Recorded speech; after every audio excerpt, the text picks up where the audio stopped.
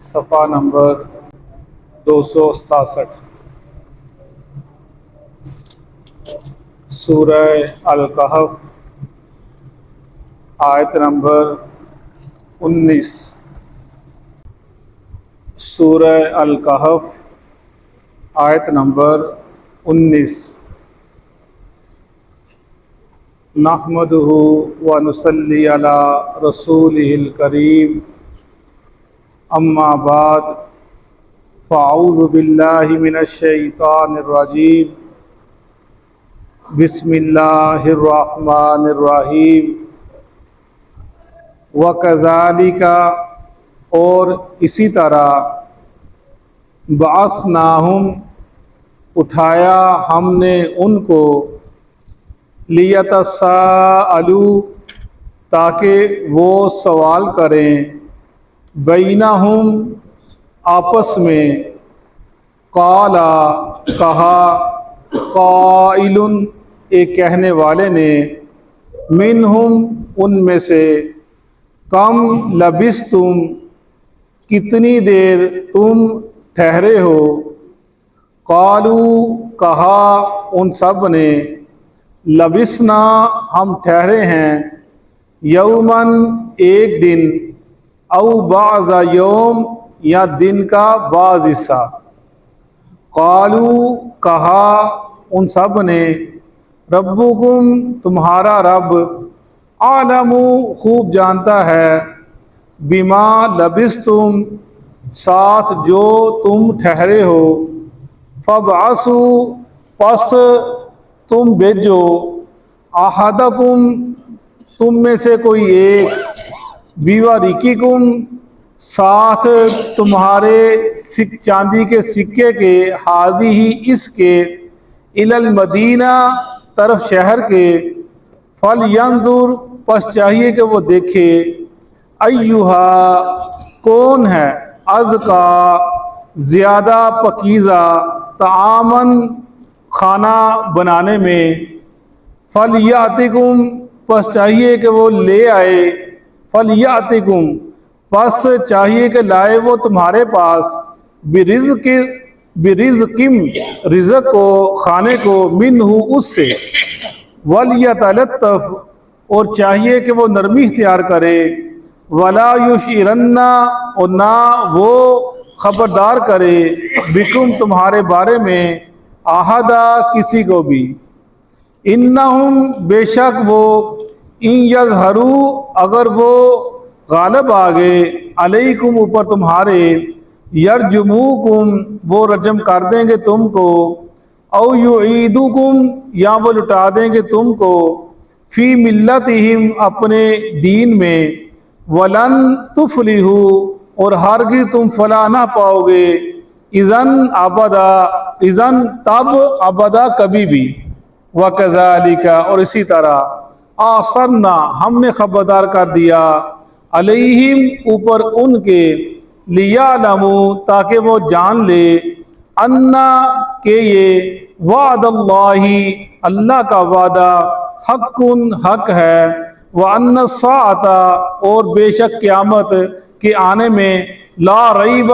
نہیں ہے شک، فیہا، اس میں، اذ، جب، یتنازعون، وہ جھگڑا کر رہے تھے، بینہم، آپس میں، امرہم، اپنے کام کے بارے میں، اپنے معاملات کے بارے میں، فقالوا، پس انہوں نے کہا، ابنو، بناؤ، علیہم، اوپر ان کے، بنیانا، عمارت، ربہم، ان کا رب، عالم، خوب جانتا ہے، بہم، ان کو، قال الذین، کہا ان لوگوں نے، غالبو، جو غالب آ گئے، علی امرہم، ان کے معاملات میں، لنتخذن، ضرور ہم بنائیں گے، علیہم، اوپر ان کے، مسجدہ، مسجد، صدق اللہ العظیم۔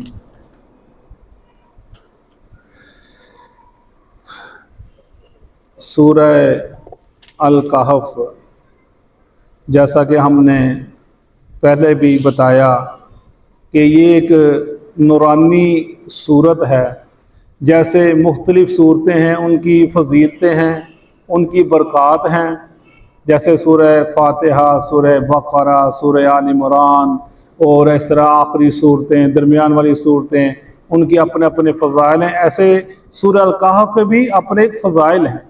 جس گھر میں پڑھی جاتی ہے وہاں پر سکینت اور اطمینان اللہ تعالیٰ نازل فرما دیتے ہیں، اور اس کے پڑھنے والے کو اللہ تعالیٰ ایک ہفتے کے دوران ایک جمعہ پڑھتا ہے، دوسرے جمعہ تک اپنے ایک نور، ایک روشنی میں سے ایک روشنی مہیا کرتے ہیں۔ وہ روشنی اس کو سکون دیتی ہے، اطمینان دیتی ہے، اس کو سیدھی راہ دکھلاتی ہے، اور اس ہفتے کے دوران جو اس کے اوپر مشکلات آتی ہیں وہ اس سے نکلنے کا اس کو راستہ بتلا دیتی ہے۔ وہ اللہ کی مدد شامل ہوتی ہے۔ یہ ایسی صورت ہے، بڑے اس کے فوائد ہیں اس کے پڑھنے کے، ایک جمعہ کو پڑھنا دوسرے جمعہ تک۔ اور سورہ کہف کے بارے میں جیسے ہم نے پڑھا کہ مشرکین مکہ نے آپ سے پوچھا کہ کہف والے کون تھے، تو ان کو بتایا گیا کہ کہف والے یہ تھے، ان کا ذکر کیا گیا، چند نوجوان تھے جو توحید پرست تھے، وہ اس وقت کے حکمرانوں کے خلاف انہوں نے بغاوت کی جو وہ مشرک تھے، تو پھر لیکن وہ چند لوگ تھے، وہ ان کے ڈر سے وہاں سے نکلے اپنے دین کو بچاتے ہوئے، اور جا کر ایک غار میں چھپ گئے، اور چھپنے کے بعد اللہ نے ان کو صلاح دیا، اور پھر 300 تقریباً 9 سال وہاں پر وہ سوئے رہے، اور اس دوران اللہ تعالیٰ نے ان کے ساتھ کیا کیا معاملات کیے وہ ہم کو بتائے جا رہے ہیں کہ اللہ نے ان کے لیے سورج کی روشنی کا انتظام کیسے کیا، سورج کا حکم دیا، وہ آتا تھا سیر سے نکل جاتا تھا، نہ گرمی نہ سردی، پھر اللہ تعالیٰ ان کے لیے کروٹیں بدلتا تھا، ان کو کبھی دائیں کبھی بائیں، اور اس کے علاوہ پھر کسی کے ادھر آنے کا حوصلہ نہ پڑتا تھا، پھر اس کے علاوہ بھوک کھانے کے بغیر کوئی انسان زندہ رہ نہیں سکتا۔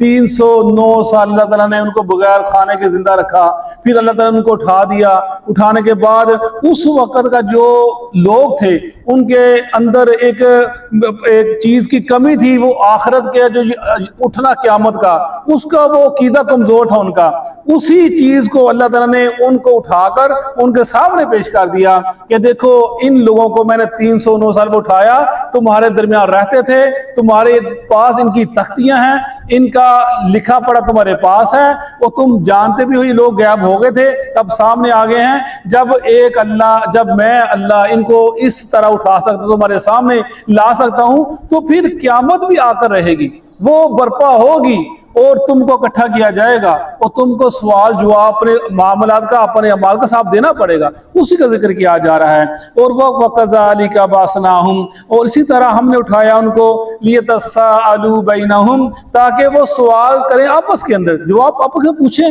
قَالَ قَائِلٌ مِّنْهُمْ كَمْ لَبِثْتُمْ، کہا ایک کہنے والے نے ان میں سے کتنی دیر تم ٹھہرے، قالوا، کہا ان سب نے، لبثنا یوما او بعض یوم، ہم ٹھہرے ایک دن یا دن کا ایک حصہ، یعنی اٹھے ایسی 309 سال بعد بھی ایسے ترو تازہ کہ اپنا ماحول ذہن خوشگوار، اٹھے جیسے نیند سے بندہ بیدار ہوتا ہے، اشاج بشاج۔ کتنا ٹھہرے؟ کہتا ہے ایک دن ٹھہرے یا کچھ دیر ٹھہرے۔ یہ ہم نے پیچھے بھی پڑھا ہے، یہ کس نے کہا تھا؟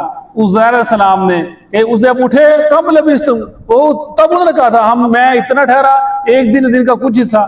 اور ایک جگہ اور ہم نے پیچھے پڑھا تھا، کیسے پڑھا تھا؟ قیامت کے دن جب اللہ اٹھائے گا نا، وہ کیسے دنیا میں کیسے گزر، وہ کتنا ٹھہرے، وہ ایسے ہی تھوڑا دیر ٹھہرتے، دن یعنی کہ ایک حصہ۔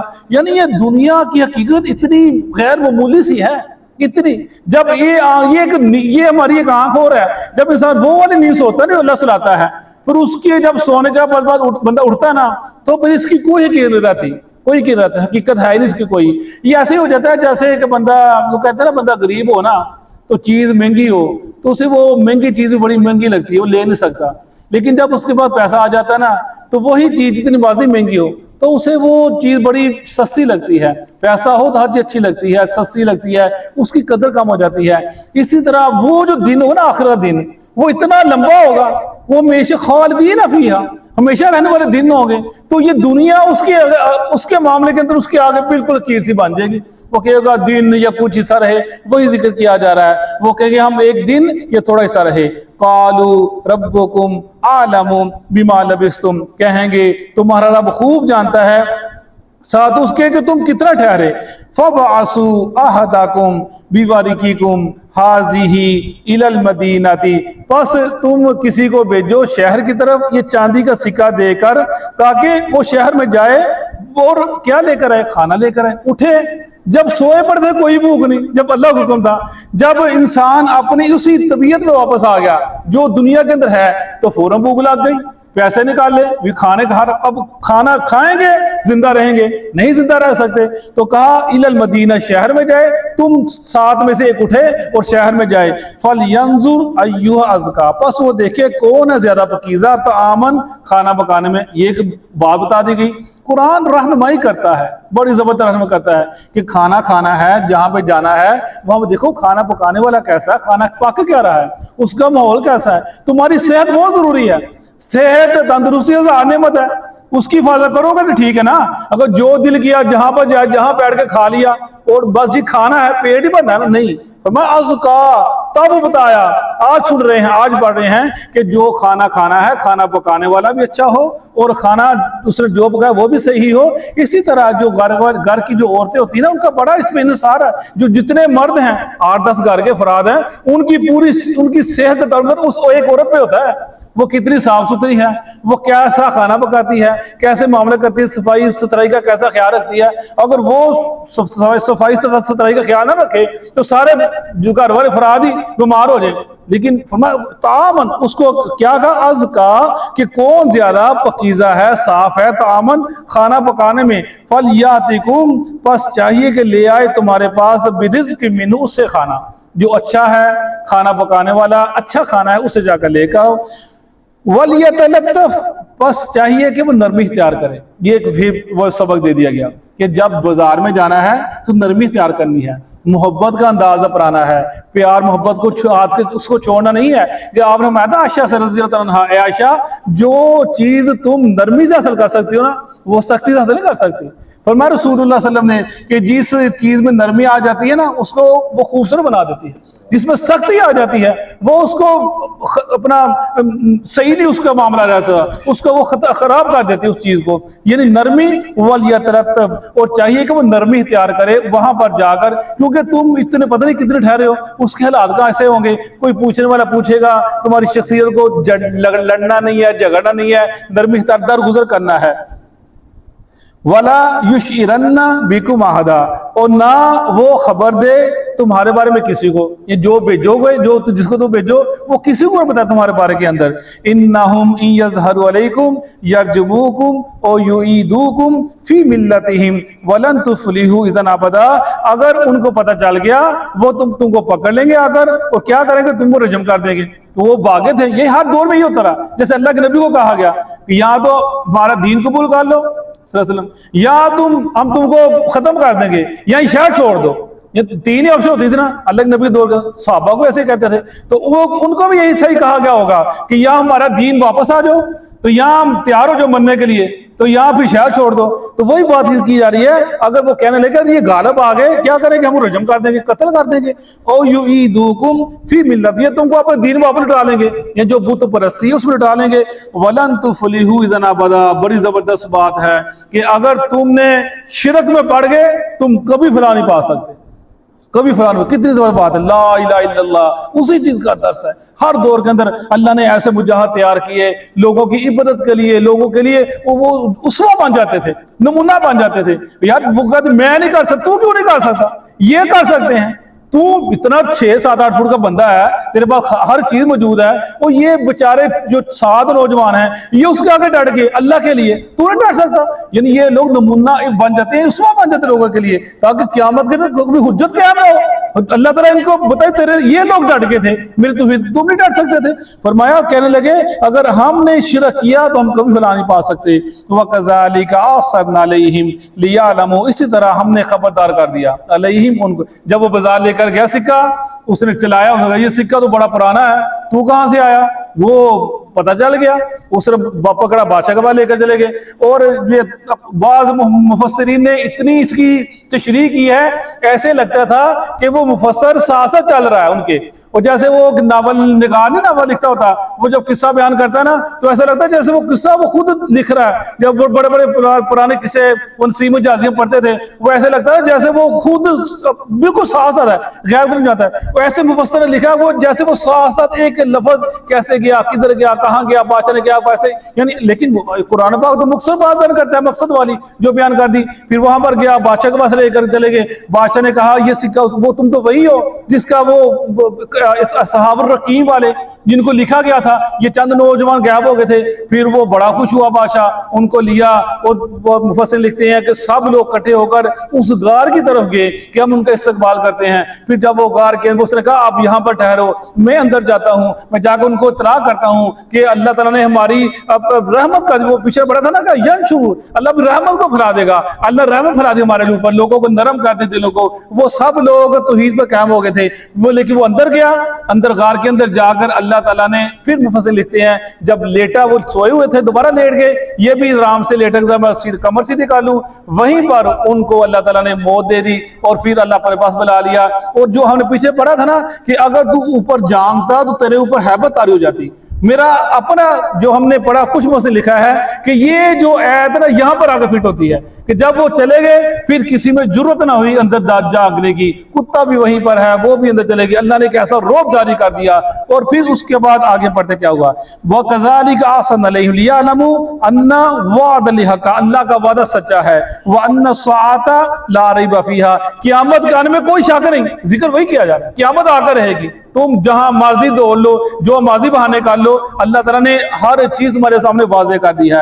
اِذْ يَتَنَازَعُونَ بَيْنَهُمْ امرہم فقالوا بنوا لبنیانا، جب وہ جھگڑنے کے آپس کے اندر ان کے معاملات کے اندر تو اور کہنے لگے کہ ایک بنا دو عمارت، یعنی جو وہ غار تھا تم اس کے اوپر ایک عمارت بنا دو. وہ آپس میں جھگڑنا شروع کر دیا. لیکن ایک جگہ وہ پہلے بھی وہ کہنے لگے یہ وہی لوگ ہیں، یہ نہیں ہے. لیکن زیادہ جو قرین بات ہے کہ وہ جب فوت ہو گئے تو انہوں نے کہا کہ ایسا کرو، یہ بڑے نیک بندے تھے اللہ کے، ہم نے پڑھا تختیاں ان کی ملی ہیں، تم ایسا کرو کہ ان کس کے اوپر ایک عمارت بنا دو.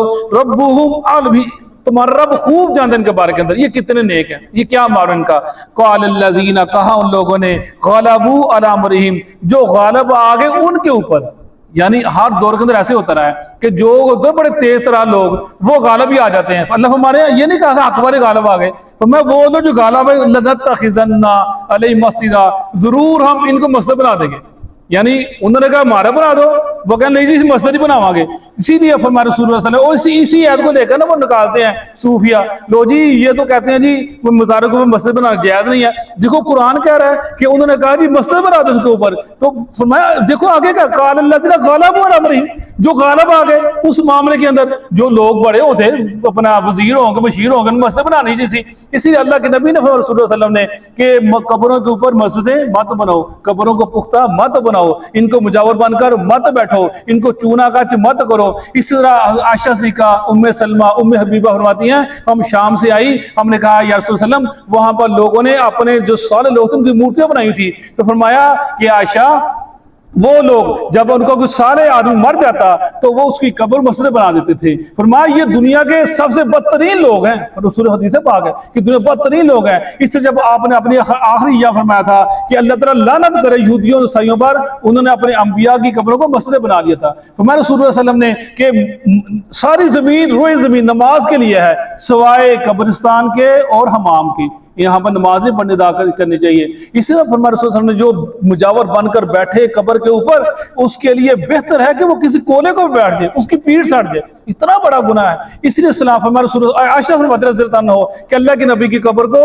ہم نے اپنے حجرے میں اس لیے بنایا تاکہ لوگ کہیں اللہ کے نبی کی قبر کی عبادت کرنے شروع کر دیں، اس لیے حجرے بنایا. اور اس کو فضل ہمیں اگر یہ مجھے ڈرنا نہ ہوتا پھر آپ کی قبر مبارک کو باہر اوپن جگہ بنا دیتے تاکہ لوگ آتے جاتے دیکھتے. یعنی یہ ساری اسلام نے اس چیز کو منع کر دیا جہاں شرک کی ابتدا ہوتی ہے. اور یہ جو قال الذین غلبوا، اس سے قرین کا یہ بات نظر آتی ہے یہ وہ لوگ تھے جو وزیر مشیر اور جو بٹکے ہوئے تھے، انہوں نے کہا نہیں ہم مسجد بنائیں گے، انہوں نے مسجد بنا دی. تو پھر وہ ایک شرک کا وہ اڈا وہ جو معاملہ شروع ہو گیا. یہ وہ لوگ تھے، لوگوں نے پھر نظر نیا شروع کر دی اور دوبارہ پھر شرکیاں معاملہ شروع ہو گئے. اس لیے ہمارے دین اسلام نے اس چیز سے منع کر دیا، قبر کے اوپر مسجد بنانا منع کر دیا۔ اور آج کے ہماری بہت ہی بری بات ہے کہ ہر مسجد کے اندر قبر بن گئی، ہر جو بھی بڑا مولوی مرتا ہے نا فوت ہوتا ہے کسی مسجد کا، خاص کر ہماری سنیوں کی مسجدوں کا، رضا احمد رضا مسجد رضا بنی پیران جو شمیم شاہ مسجد، وہ بیری والی مسجد وہ دیکھ لیں، اور جہاں بھی کوئی فوت ہوتا ہے نا وہ بیچارہ 10 سال پہلے محنت کرتا ہے، درس دیتا ہے، جب مرتا ہے تو وہی دفنا دیتے ہیں اس کو۔ منع کہ رسول اللہ صلی اللہ علیہ وسلم نے یہ کام نہیں کرنے، جو منع کہ وہی ہم کرتے ہیں مسلمان۔ اس لیے یہ چیز قرآن کو پڑھنا بہت ضروری ہے اپنی اصلاح کے لیے اور اپنی آخرت کی بقا کے لیے۔ صدق اللہ العظیم۔ اعوذ باللہ من الشیطان الرجیم۔